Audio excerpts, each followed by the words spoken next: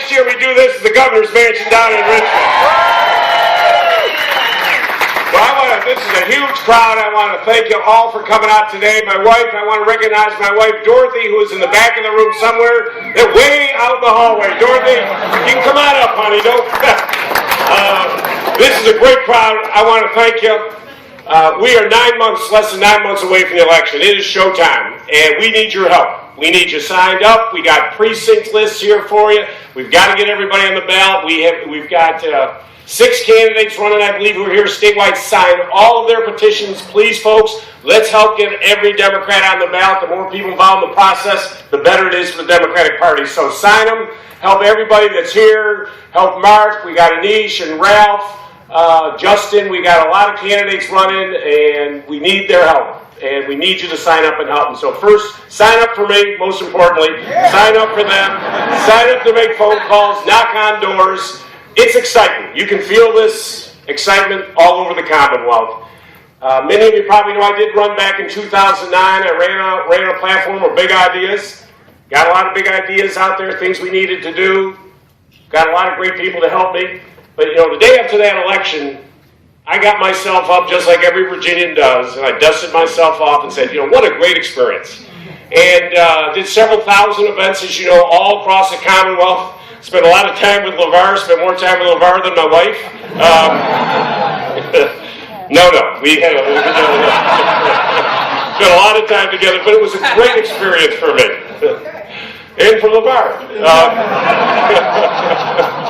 But we were in coal mines, we were Oyster Fest, Chicken Fest. It was spectacular. Because I got to listen to folks. I was in their kitchens, in their living rooms, talking, listening to people, and that's where I got the greatest ideas. We, I think, are more unified than we have ever been. I was proud to say, as soon as it looked like I was going to be the nominee, I reached out, and I was proud to say that my recommendation for Charnel Herring to be the chair, the first African-American chair in the history of Virginia, the Democratic Party.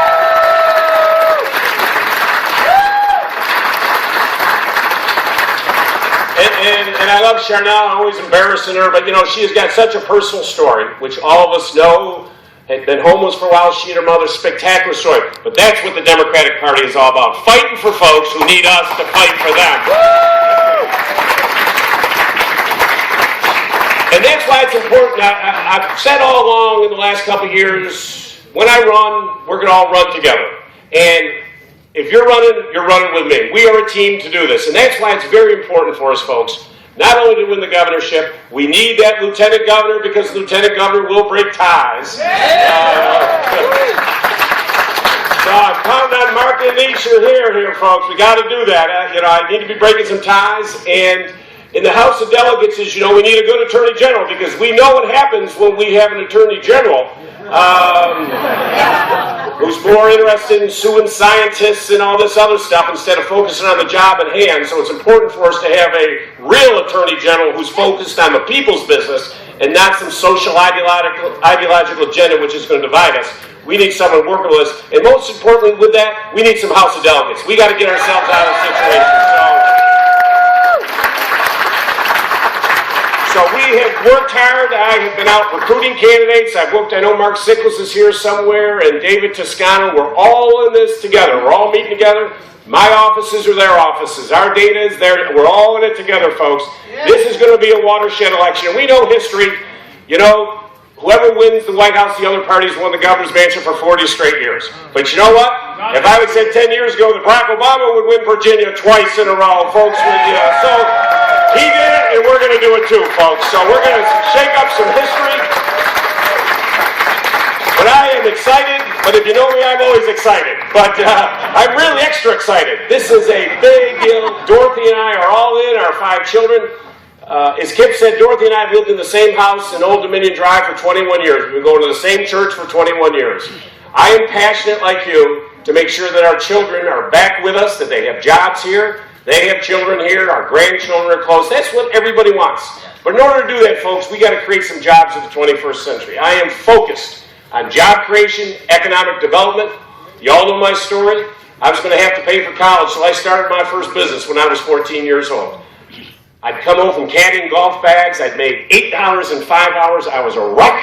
I had figured I had thrown my career away. I was a failure. I said I need to start my own business if I'm going to pay for college. And I went home and typed up a letter, McAuliffe driveway maintenance, sealing parking lots and driveways. I had 10 jobs my first day. I mean, I was on fire. And so then I conned my mother into taking me down to Kmart and buying tar, and I used a little red wagon. I went around, then I had to go big, and I said I got to buy the tar in big 50-gallon concentrate drums, huge drums. So you needed a truck. So I went out, talked to my Uncle Billy Byrne. I said, you got any old Byrne dairy trucks? He said, yeah, Terry, we got some. That's all I needed to hear. I went out with my buddy, found about 50 old trucks. I found the one that I liked. We fixed it up, spark plugs, oil, gas. And folks, to this day, when I turned that key at 15 years old, now folks remember I didn't even have a license yet, but you know, it's immaterial to an entrepreneur, and I'm sorry. I'll let the Attorney General know the statute of limitation has run. But when I turned that key and that engine came to life, folks, I still get goosebumps thinking about that. And I drove that truck home on Route 81 past the State Trooper substation. No license plates, no registration, nothing. But folks, I got home and I painted that truck. I was in business the next day, and I started doing parking lots all over. And I was in business. And that kind of experience is what I want everybody in Virginia to have. I want our children to have that kind of experience that I felt. I've been involved in a lot of businesses, a lot of, as you know, renewable energy. Very big. We got to have jobs in the 21st century, and I met some folks here doing wind and solar. I congratulate you. I promise you as governor, we are going to do something about our mandatory renewable energy standard. We're going to have one here in Virginia. Because it's about job creation.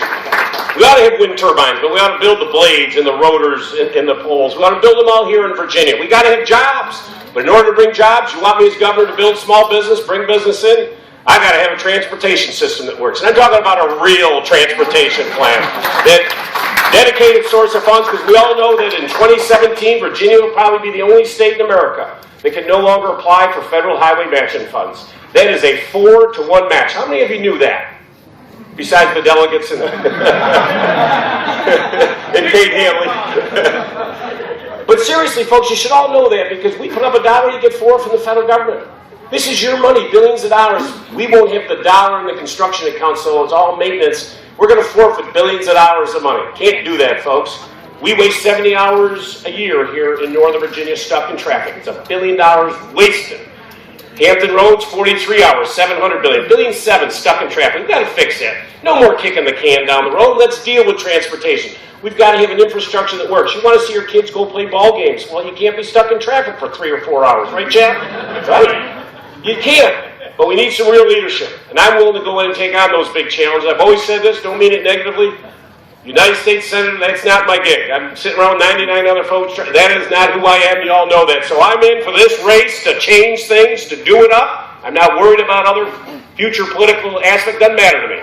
I want to get in and fight for you in this campaign, and then fight for you as governor. Education, we've gone the wrong way. 2009, 60 of our school divisions met the Leave No Child Behind student progress reports. You know where we were 2 years ago? 4, going the wrong way. And I got to tell you, give another hand for all of our state senators and House of Delegates here, folks, because what they do for us, fighting down there every day to preserve education and try to do something, is spectacular. So I'm going to fight on transportation, I'm going to fight on education, and I'll tell you this, there can be a real difference between the two of us. He is against the Medicaid expansion. I'm all in for the Medicaid expansion here.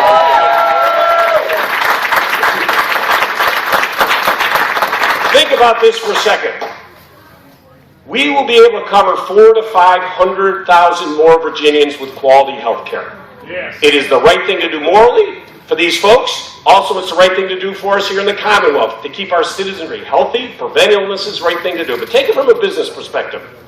If we don't do it because of the new formulas, our hospitals will incur $1.2 billion in costs that they don't incur today.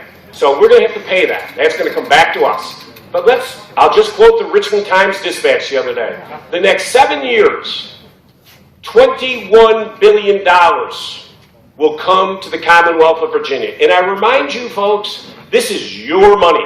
This is your federal taxpayer money. Jan Brewer just took it up in Arizona. Snyder took it in Michigan. Kasich in Ohio. Our taxpayer money is going to go to those other 49 states. It's our money. It takes care of our citizenry. Let's keep that money here in Virginia. So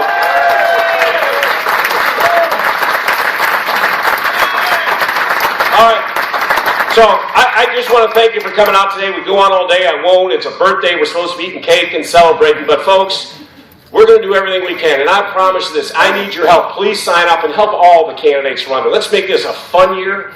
We've got to get the numbers up. Traditionally, after a presidential year, we got to get those federal voters out in a non-federal year. We know what we have to do, and that's going to every core constituency. That's why I spent this afternoon over at a Korean-American restaurant today to celebrate the Lunar New Year. I'm going to a Vietnamese tonight. We got to get every constituency, every community out like they out. It was a presidential year. I promise you see these sheets, sign up for all the candidates, help me sign up, we need you. I promise you this, folks, you give me the next 9 months. 9 months, that's it. I promise you, you will never find a governor who will work harder. I will be in 24/7. I'm not a big sleeper, y'all know that. Sleep when you're dead. I'm not into that. You will never have a governor who will fight harder for jobs, education, health care, transportation, up and down the ballot. I'll be there for you for 4 straight years. No one will work harder than me if you help me in the next 9 months. Thank you very much.